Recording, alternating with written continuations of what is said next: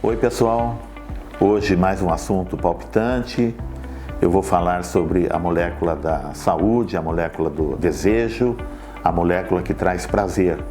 Eu vou falar sobre o óxido nítrico.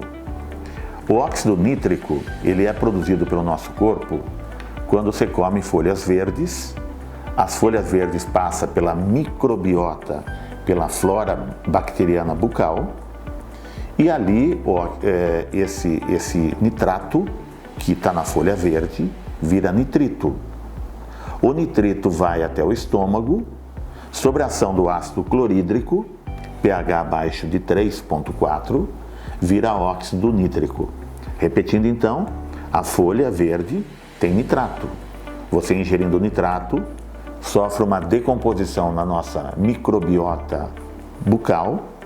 Essa decomposição vira nitrito, e o nitrito caindo no seu estômago, pela ação do ácido clorídrico, vira óxido nítrico. E o óxido nítrico é um antioxidante excepcional. O óxido nítrico é um vasodilatador arterial, combate quase todos os quadros de hipertensão arterial. O óxido nítrico é um relaxante arterial, produto fantástico, tá? E todas as pesquisas de envelhecimento estão associadas ao declínio do óxido nítrico. Por que acontece isso, hein?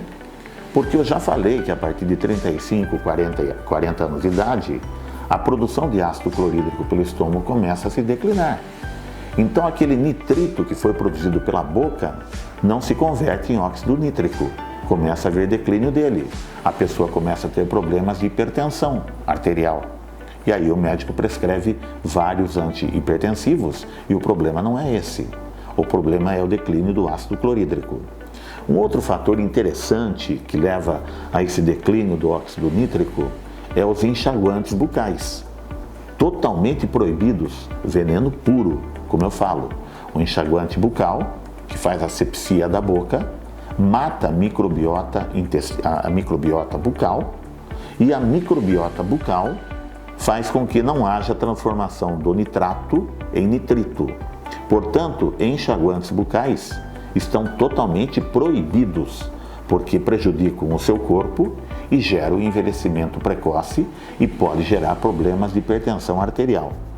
Mas, quando você não tem óxido nítrico, outro motivo é a intolerância ao glúten. A intolerância ao glúten, que é conhecido como doença celíaca, quando dá no seu intestino, mas a intolerância ao glúten, essa proteína, pode prejudicar a formação do óxido nítrico também.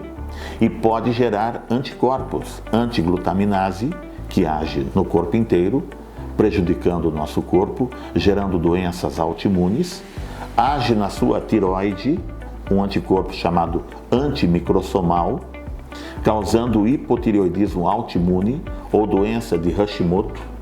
E age no seu ovário, colocando cistos e nódulos de ovário por esse anticorpo antimicrosomal devido à intolerância ao glúten.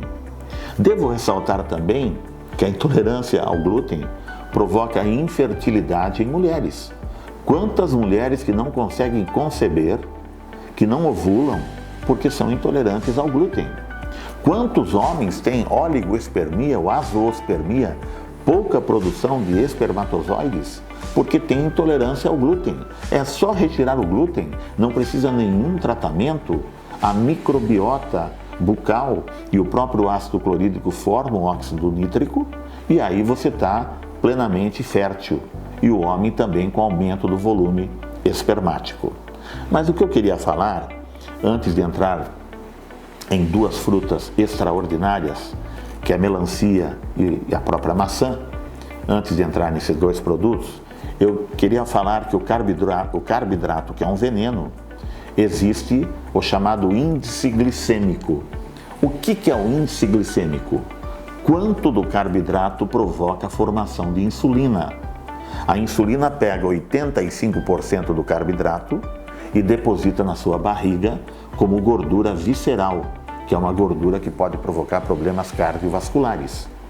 Então, o índice glicêmico, quanto de açúcar provoca insulina, até 50, são os carboidratos complexos, caem lentamente na sua corrente sanguínea, geram pouca insulina, formam pouca gordura abdominal. De 50 a 100, o índice glicêmico, são os carboidratos simples, os carboidratos, os açúcares de uma maneira global, as farinhas de trigo, cevada, o próprio centeio, todos produtos extremamente que despertam grande produção de insulina e formam baldes de gordura visceral. Bom, mas o interessante, gente, é que o índice glicêmico não interessa nada. Por que eu falei isso? Porque o índice glicêmico multiplicado pelo percentual de açúcar de cada fruta, de cada produto, dá carga glicêmica. É a carga glicêmica que mostra se uma fruta ou se um carboidrato é interessante ou não. Repito, o índice glicêmico que os médicos falavam 10, 15, 20 anos atrás e até hoje falam, que desperta a insulina, não serve para nada. O índice glicêmico tem que ser multiplicado pelo percentual de carboidrato de cada fruta para dar a carga glicêmica.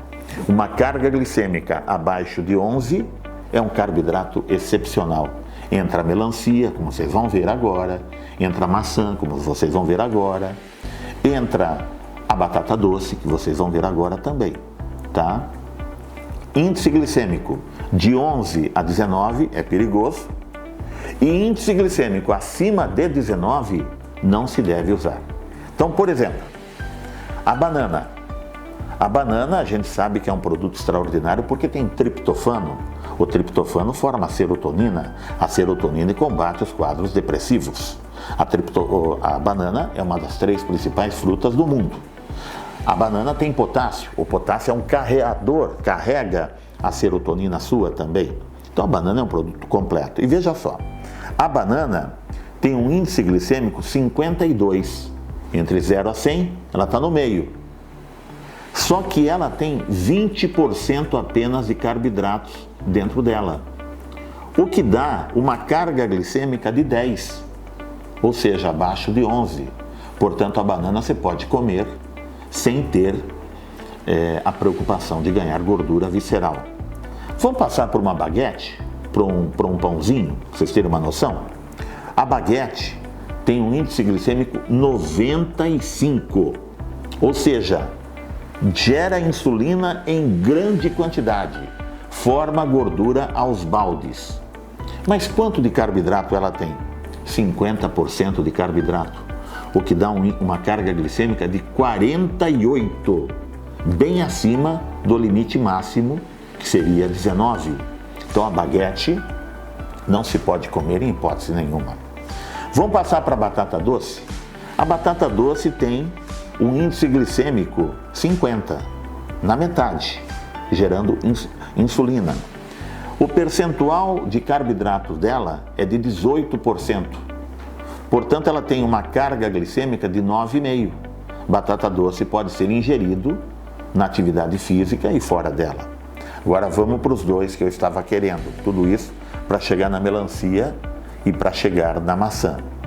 A maçã tem um índice glicêmico de 28, baixo. Um percentual de carboidratos de 15%, baixíssimo. Uma carga glicêmica inexistente, 4. Portanto, a maçã deve ser consumida pelo menos uma maçã por dia, com a fibra, com a própria pectina, a fibra que reveste ela, porque não fica frutose. Frutose e fibra não é prejudicial ao nosso corpo, é só o açúcar da fruta em si. E a maçã tem o ácido málico. O ácido málico combate colesterol, combate triglicérides e limpa todas as artérias por dentro, impedindo infartos, impedindo derrames, impedindo tromboses. E a melancia? A melancia é a rainha, né? A melancia tem, veja só, um índice glicêmico 72.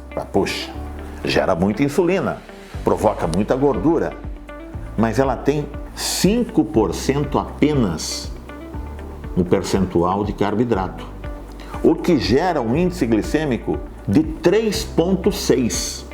Ou seja, a melancia gera muito menos problemas do que a própria maçã. A maçã já era boa, A melancia é ótima. Só que tem um detalhe nessa história, hein, gente? A melancia, você tem que fazer o suco dela com a parte branca junto com a parte vermelha. Se você não fizer a parte branca, você não tem o nitrato. Se você não tem o nitrato, não forma nitrito. Se você não forma nitrito, você não forma óxido nítrico. Então, toda melancia, não jogue o fator mais importante dela, que é a parte branca. Não faça esse crime. Usem a parte branca junto com a fruta, com a parte vermelha dela. A melancia aumenta muito a produtividade sua, te dá uma energia brutal, te dá um relacionamento excepcional porque aumenta um neurotransmissor chamado dopamina, que é o neurotransmissor do desejo, do prazer. É o neurotransmissor envolvido em 10% dos quadros depressivos apenas, mas te deixa em alto astral. A melancia, ela te gera um potencial, um estresse extremamente positivo, um estresse sem formação de radicais livres, um estresse sem oxidação. E mais importante, depois de 2 horas após a sua ingesta, ela te dá um repouso, uma tranquilidade emocional e física muito grande. Portanto, a melancia é um produto completo. Eu queria falar isso porque existem muitas contrariedades entre índice glicêmico e carga glicêmica. O que importa é a carga glicêmica, não adianta avaliar quanto do carboidrato provoca insulina. Tem que multiplicá-lo pelo percentual de açúcar de cada fruta para caracterizar a carga glicêmica, que quando está abaixo de 11, como você viu, na própria banana, 10, na própria melancia, 3,6 e na própria maçã, 4, são excepcionais para a sua saúde. Podem consumir e não precisa consumir com moderação. Obrigado.